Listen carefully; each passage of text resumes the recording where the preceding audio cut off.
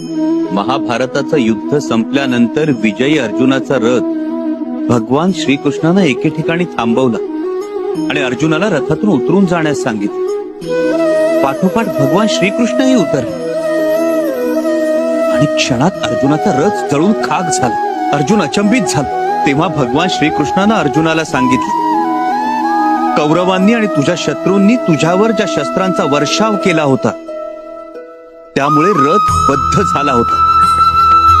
तुझ्या आधी मी रथातून खाली उतरलो असतो तर हे अर्जुना तुझ्यासह हा पंचकल्याणी घोड्यांचा अमोघ रथ जळून खाक झाला असता. बाबासाहेब, त्याचप्रमाणे आमच्यावरही रोज बदनामीच्या अस्त्रांचा वर्षाव होत असतो.